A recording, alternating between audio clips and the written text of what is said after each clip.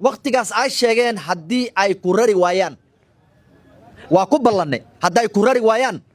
ani waxaan insha Allah dadkeedu u sheegaa inaa aniga iyo dadka kale saaxiibyaalkii aan hor kacna nimankaas aan daashashkaas aan dumin gacanteena ku dumin waxa kale oo in sheegaa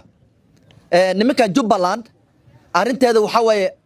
waxay ka soo bilowdeen BB1 arinta iyada waxaan la fadhiisanay dawladda madaxweynaha ka soo bilaabata MPyalkan iyo anaga madaxweynaha kala hadalnay oo dhahnay dadkan dhaafi waxay noo sheegeen in waqti yar maadaama qaynuunka UN Charter waxa la yiraahdaa jira haddii qof la soo fiiji oo masal dagaal inta dhac la soo fiiji inaad ku celiso ma ogolo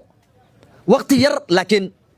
arintiideed markaan ka wada hadalnay waxaa nagala codsaday waqti yar in la sii intay ka balangareynayeen oo nimanka relocation loogu sameeyna oo dhulkooda lagu celinay hadda laakiin arintii ma qaadanaysaa waqti badan ay qaadanaysaa hadda nafteeda markii aan soo soconnay xarada militariga waa fadhiisanay waa wada hadalnay waxay noo sheegeen 2 week inay ku bixinaan waa dhaki doonaa waa ogaan doonaa 2 week inay ku baxayeen in kala laakiin 2 week intaan ka balangareynayna oo arintan ka galayna 2 week hana la sii nimanka u weynayna xali ayaan la hadlay arintaas ayayna noo sheegeen laakiin arintan noocaas ma aha marka arintan runtii markaan ii sheega Umar Jilcow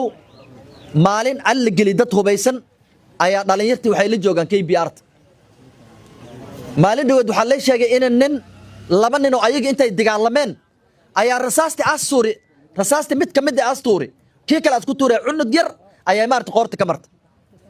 arinta marka arin aan sheegahaynin maaha waa arin maalin walba aan ka dagaalamahayna waay laakiin militariga nidaamkaad u shaqeeyay iyo dawladda Kenya nidaamka u shaqeeysa nin walba oo dawladda nidaamkeeda aqaana ayaa garana Umarna waa ka hadlay arinta iyada waxa waay waa arin dhib badan waay waa arin oo internal security maaha internal security waxa la dhahaa shaqada booliska iyo gudaha wadanka wixii laakiin wixii binaan ayaa u xil saaran ma garanaysaan binaan ba wixii Kenya ka waxa u xil saaran militariga iyo nimanka la yiraahdo maartay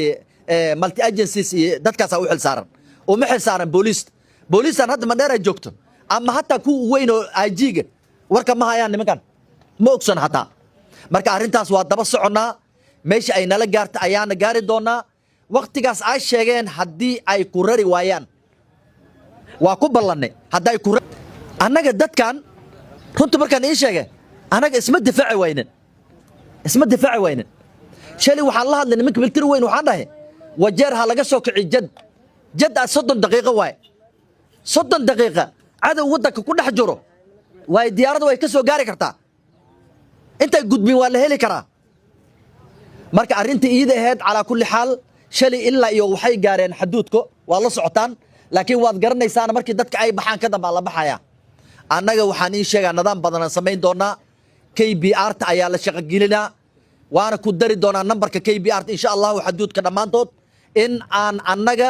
NBR oo nagu filin aan samaysana oo dhulkeena annaga aan difaacana insha Allah taas ayaa sameynina mid kale waxaan rabaa inaan dadkayda u sheego adduunku munaafiq wixii sameeyay mu'mina ku dhintay annaga Carabi hadda maanta runtii dadka qaraabada aan nahnay waa imaadaan lafay waa imaadaan finno waa imaadaan way ka adeegtaan dadku isku dhex jiraan nin mu'min oo saaka iska soo imaaday aan laga yaabaa inaas u dhinta qabiil darteed inaas u dhinta dhici karto ani waxaan inka codsanaa sabarkii aas leedeen oo leen ku garanay sabarkiida wali xaji ay dhicin qof mu'min oo war haynin oo qabaar daar inaas u dhinta qabiil darteed